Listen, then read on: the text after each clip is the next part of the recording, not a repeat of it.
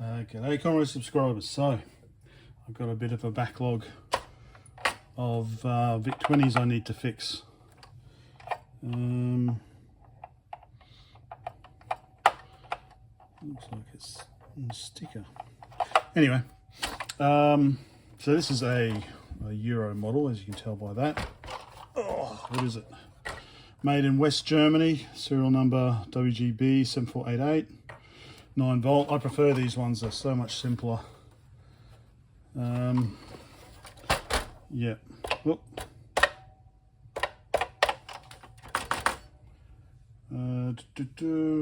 Not too, I knew someone was missing a return key, so I gave him my return key. That's not a problem.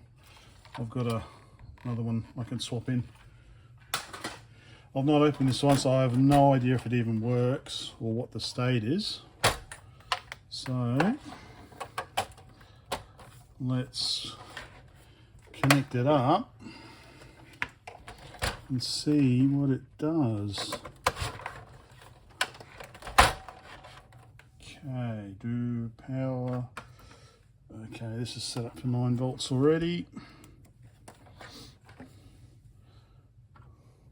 Okay, set at 9 volts. Power on. Okay, power LEDs on. It's drawing 1.4 amps. Turn on the TV. Are we getting an image? Oh, okay, cool. Hey, it works. Okay, job done. Okay, seriously now, so let's, actually one of the things I wanted to do is I'm trying to get, I've got a Cardco external keypad, numeric keypad, but it requires a driver. So I do have a driver disc for it, but I don't have a disc. I've got a 1540 that I'm working on and a 1541. I don't have any IEC cables, so I'm assuming they're just straight through. I don't know, I haven't even looked at it. But because I've been quite happy to use my SD to IEC. Unfortunately, it wasn't working on my VIC 1001. I don't know why. So I'll try it on this one. Let me just power off and get set up. Okay, so power back on. I've got the penultimate cartridge plugged in. Oh, 8 minutes. Oh no. Why doesn't it work now? Okay. Yay. Oh, let's disconnect that then. Sorry for my arm being in the way. Power back on. Okay. Awesome. So this was just working on my VIC 1001. Now, how does it work? See, don't forget, I'm not a Commodore person. I don't know how to use discs. I'm not sure what the buttons.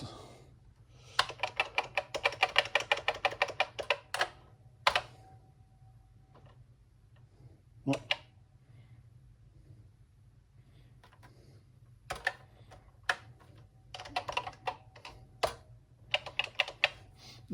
So I'm not sure how to do it without the penultimate. Let's plug an expander in. All right, anyway, this is gone off track. Yeah, so anyway, so the original reason was I wanted to, need to load a driver for that. Apparently comes on tape, but I've not been able to find a tape version. I do have the disc. But not a disk drive.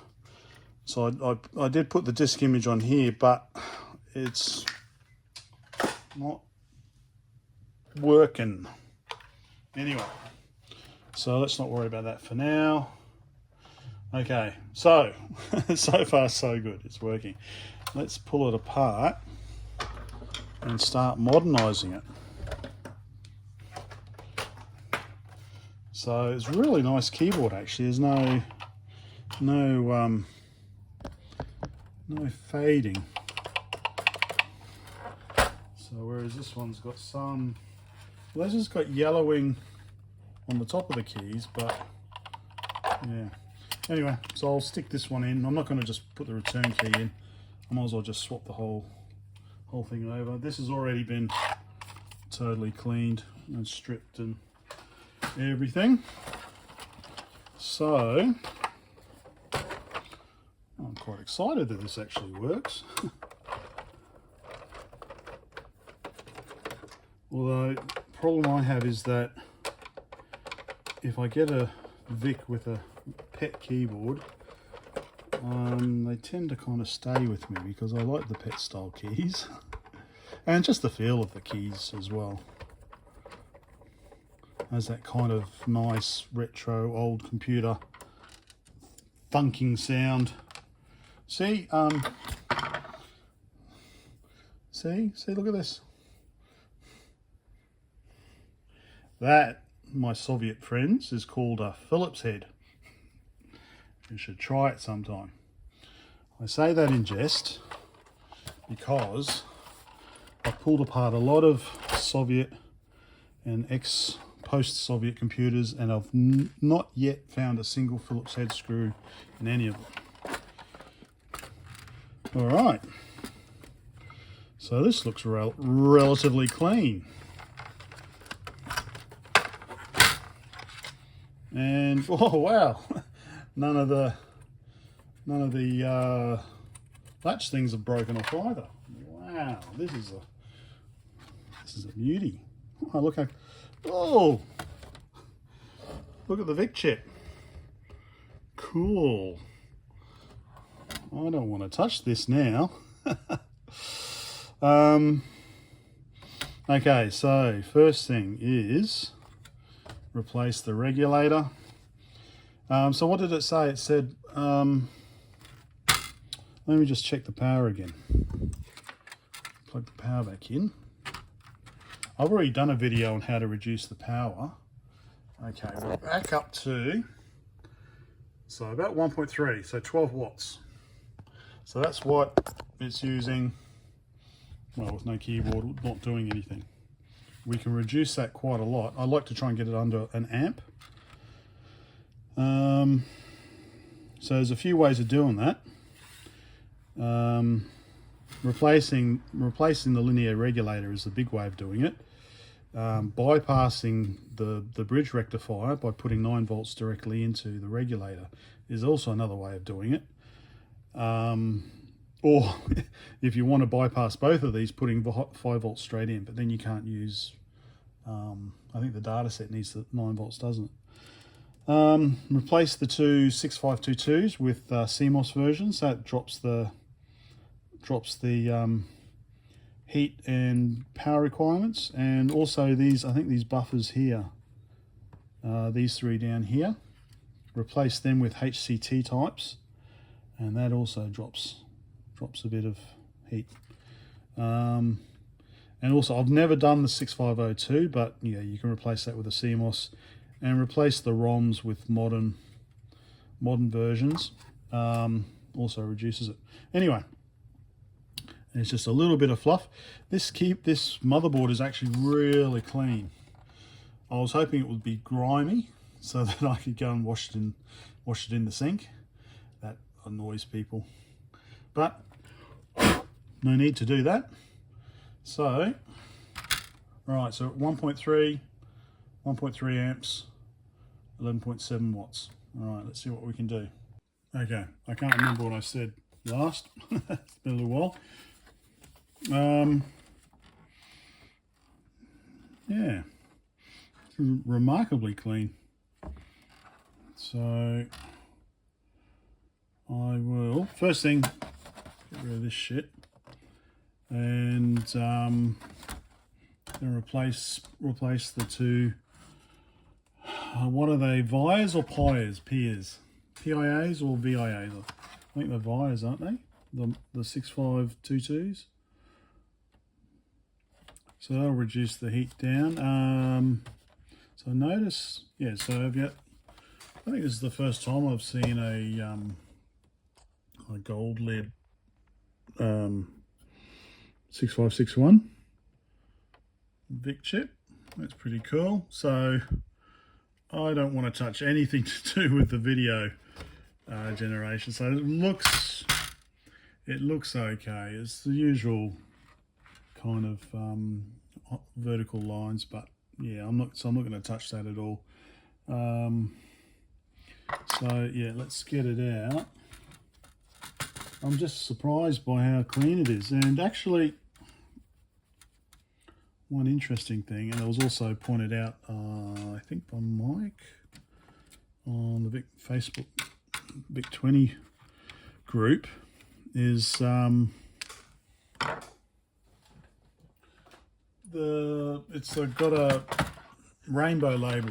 It's got rainbow label up here, which with the pet style keys. So we thought that, I don't know, I always thought that it came with either a silver or a gold label, the original pet. So I don't know if the top case has been replaced. For me, I don't mind. Because I do all sorts of weird shit to these things. I repaint the case. So yeah. So let's just undo all these. Which one of those? No, they're all good. There we go. Goodbye to you. Okay, that looks pretty neat. So, I'll replace the switch as well. I will do that. But yeah, so obviously the simplest thing here, these are the ROMs are socketed as well, so I can replace the that's the character ROM. I think that's basic, and that's the kernel. So I can replace the kernel quite easily.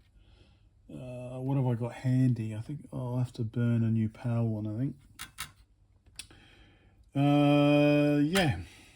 Oh, if you find that it takes a while for your VIC to boot up, then it could be this capacitor here. There's a 555 timer, and this holds the reset on the 6502. Holds it low or holds it high, I can't remember. For a few seconds to let the system stabilize at power on. So if this, I think it's a 1 microfarad. So if that 1 microfarad capacitor is increased in value, yeah, 1 microfarad, then instead of booting up after a couple of seconds, it can be a minute or so. So you power on your VIC, nothing happens. You think, oh, okay, it's failed. But it could be just this capacitor here. So leave it for a couple of minutes and then see if it does boot up after that, then it's this timer circuit there. Anyway, yak, and I still haven't done anything. Should I get rid of this out of the way? No, anyway, well, let's see the differences. Okay, so what did I say before? It was 1.6 amps. Let me find my replacement 6522s and let's see how we go. Okay, so we've swapped out the original 6522s for some 65C22s, and we're down to 1.2 amps and 11 watts. So that's down from 1.33 amps, so about 100 milliamps and a watt, 1 watt difference. You can see it's still dropping a bit more. So these weren't really big power consumers, but they did get hot. So I would often put a heat sink on them because, well, I don't like things getting hot. Excuse me. These ones don't need a heat sink at all, so they're quite happy to run like that. So that's an easy one. If you've got an EEPROM burner and a converter, then because you've got to you can't put 27 or 28 series EPROMs in here directly for these 23s. I think they're 23s, are they? You need a converter board, which is fine. I've got those. And these ones here, so I think, so these are labeled MPS 65245s. I think in later machines they're 74 LS 245s. But these usually get quite hot. Yeah, so they're getting quite warm now. So these can also be swapped out. But anyway, let's go for the prime power one, the LM323. Okay, so to get the LM323 out, so again I'll be using my favourite switching regulators from EZSBC or EZSBC.com. So first of all, we've got the bridge rectifier here. I have tried swapping that out for like a modern version, but I don't think there's much you can do. It's 4 diodes. It's going to generate heat, you know, especially also the higher the, you know, we're going 9 volts. Oh no, it's not so much so. Yes, it was 9 volts AC. Although the thing is, I'm putting in 9 volts DC, so really the rectifier is a waste because it's already DC. So that's why I'll sometimes just bypass this and go straight to the regulator.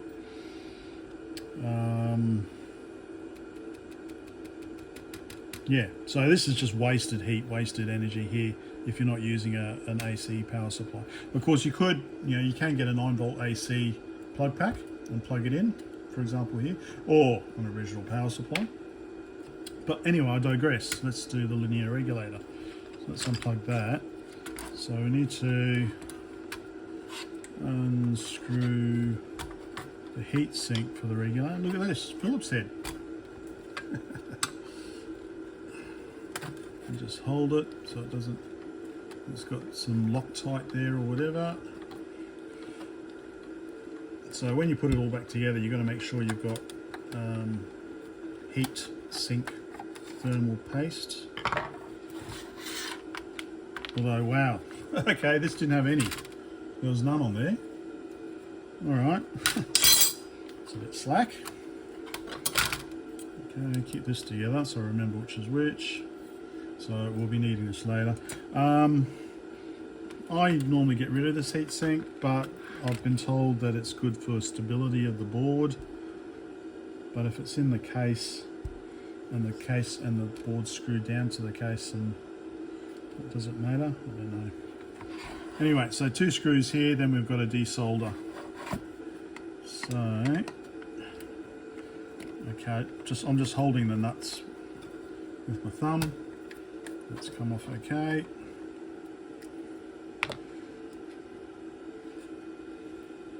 So nut, washer, and the bolt or screw itself.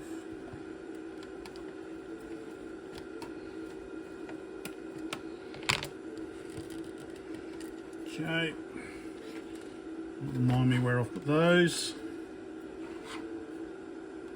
Where'd the washer go? Where'd the washer go? Ah, over here. Okay. So now the heatsink's free, so now we just need to probably, yeah, it's looking pretty new, isn't it? Anyway, so what I do is add a bit more fresh solder. We'll reflow the solder, or the solder, if you're American. That's, you know, a silent L, I guess it is. Alright, let's heat this up.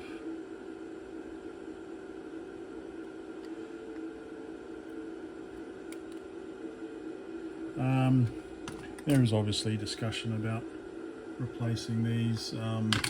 People like the linearity compared to a switching regulator that obviously is switching thousands of times a second, so it can induce that sort of noise, but I've never had an issue.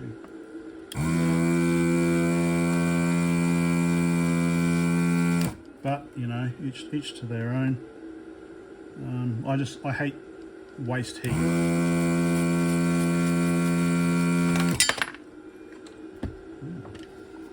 That came off very easy. There we go. So don't need that. Replacement.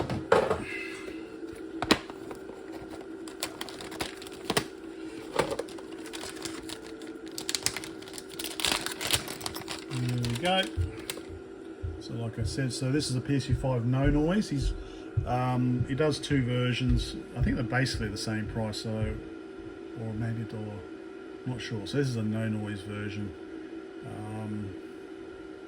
Look on the website for the reasoning behind that. But yeah, drop-in replacement for the good old LM323. Sorry, not the case.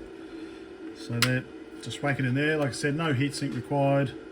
I'm not going to put the heatsink back on in this one.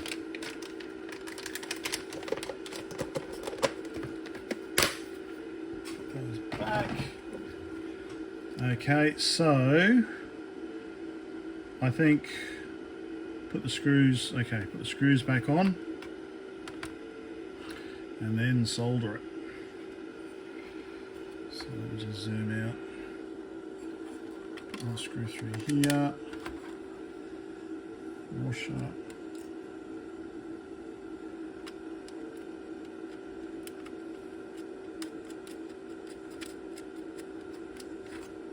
Okay.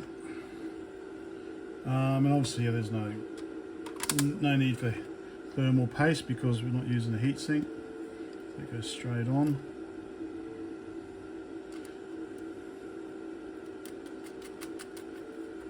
Okay,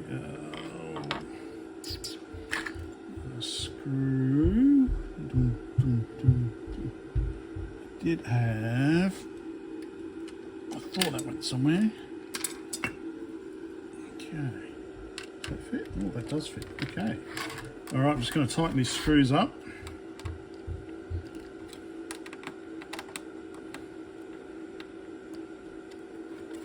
Okay. And now solder it down.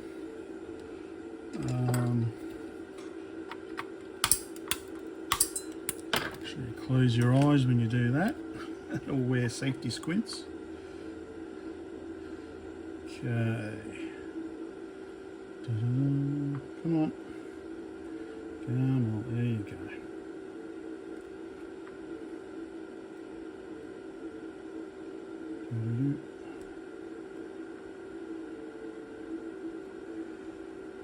Alright, just make sure it flows through the wire.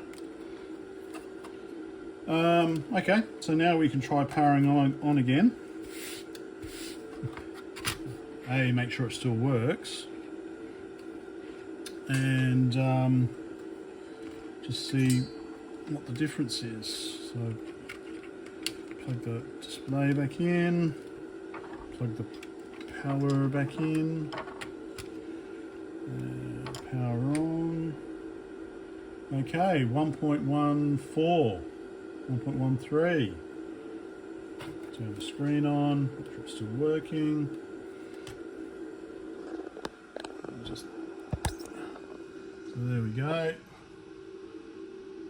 So we've gone down to what before we were 1.22 amps and 11 watts. We're now 1.11 amps and 10 watts. So we've dropped 2 watts and 200 milliamps. So I just want to turn the screen on, make sure it's still working.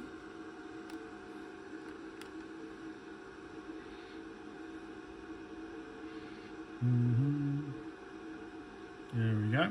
Okay. So far so good. So that's not too bad. That's not getting too warm. Guys say bypass that because this is already DC, but then you know if someone goes to plug in. So it depends what you're going to do. What to do next? We can replace these 40-year-old electrolytics. 2 big ones. Yep, I might do that. Okay, we're down to 1.1, 9.9 watts. Alright, 9.8 watts.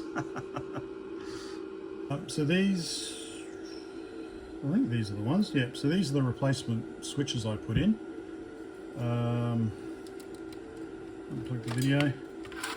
I replaced them in there. You just need to file out the opening here a bit more to fit it in. I believe this is the one.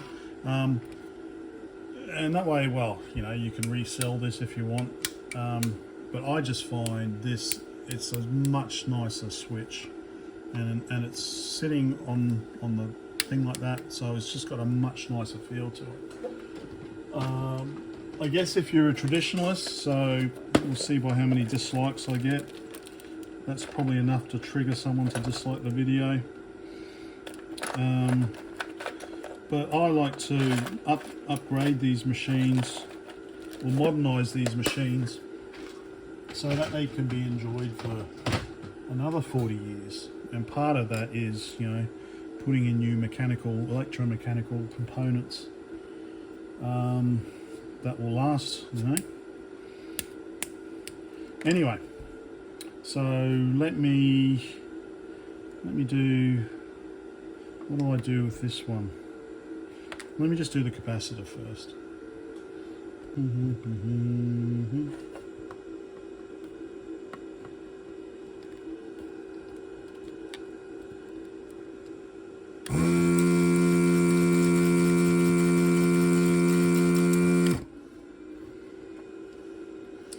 Is that enough to come out? Could be.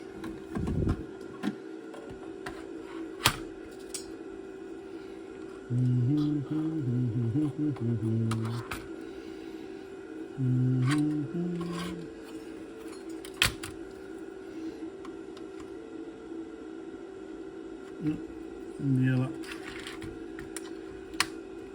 That down. That should come.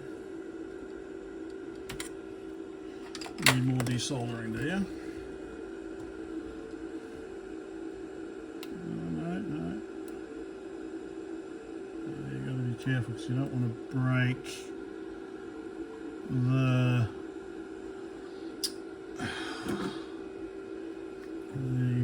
solder blah blah blah like I just did. Almost better to apply heat.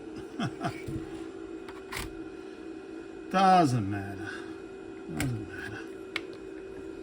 Okay. So that's the smoothing capacitor, I guess, for the rectifier, which in my case isn't doing much because it's already DC. Alright, replacement, 4700 microfarads. Okay.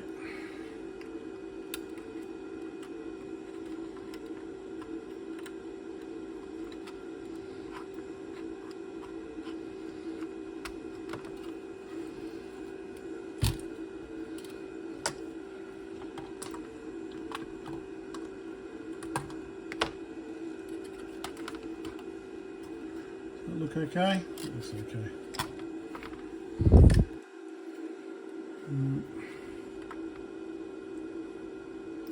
Okay, what to do next? Well, I should have changed the EEPROM, shouldn't I? Also changed the character ROM as well. Thanks to Sven. Try and let that flow through. Not applying too much heat.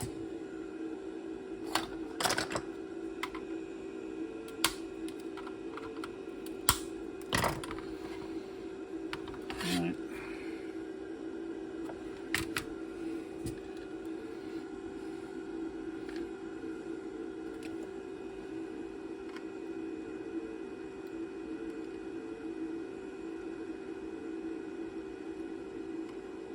Come on. No need to do that. I just like to do it.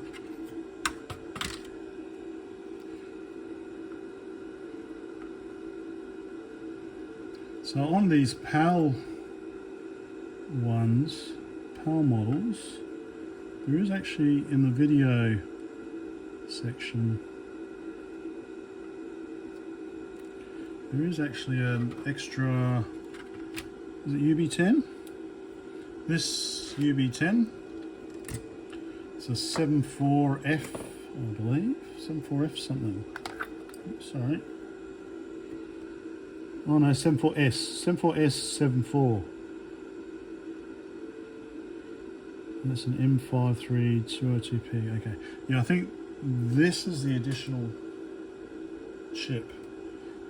Or is it that one? It's one of these. It could be that one, maybe it's that one, I can't remember. I should just quickly check the board, but anyway. So yeah, one of these you don't have in the NTSC version. And I probably should explain why, but I have no idea. I bring it up, but then I don't tell you why.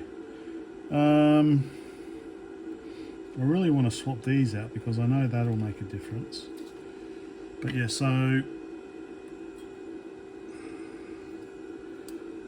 I'm not gonna, I don't want to go mucking around with the other electrolytics.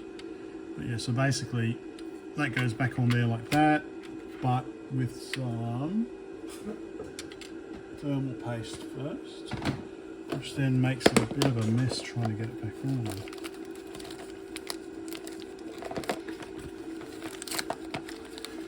So loads.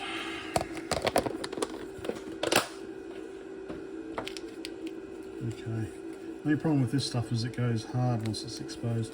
So these I can buy locally at JCar for like $6 each, or from AliExpress for $1 each. If you can wait a month or two. Alright, so to go on like that, there's probably some good way of doing this.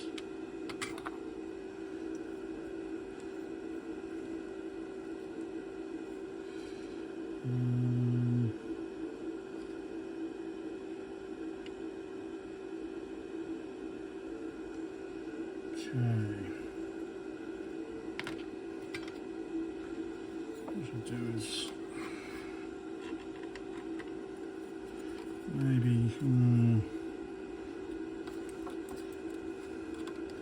really this is probably going to take a while. I really should stop the camera.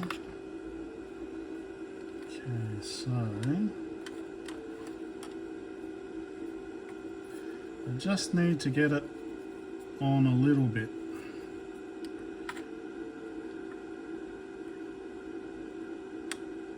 So that's it there, I think.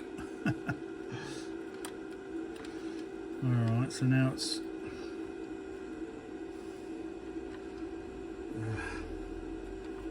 what a mess. Oh, maybe this is why they didn't put heat shrink on it. Heat sink thermal paste on. Because it's such a pain to do. Have I got it? Oh yeah, I think I've got it.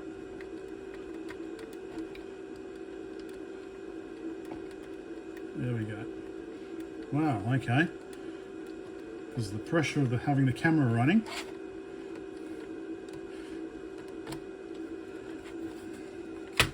Okay, smear that around a bit. So when it sets,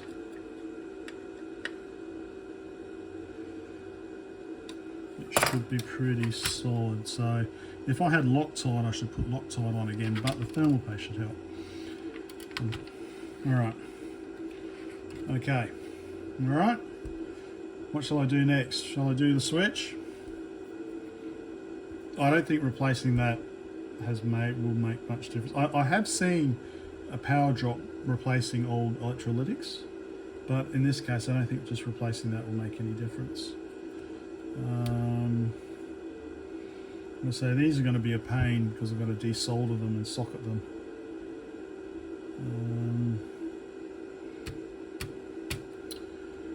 Replace the kernel. I can put Jiffy DOS but you need it to be switchable because Jiffy DOS replaces the cassette routines. So if you still want to use cassette, you still need the old version of the old firmware, you know, and switch between them, which isn't a problem. All right, let me get that. All right, so I've got. I think I might have a bunch there. I think this is the one. This is the one I want.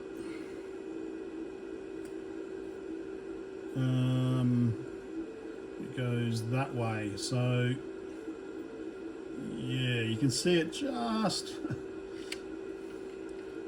fits. Actually, I should have probably done this first. But yeah, so you need to be. So this is where you make it switchable. So you can put a header on here and then run it off to a switch. So I might, before this sets, just twist it a little bit that way. That gives me a bit more room. It's not now square, so that might, it's not square now, but that way at least you can fit that on. Actually, I might do this in part 2, shouldn't I? I should do it in part 2 because this is actually starting to run a bit too long.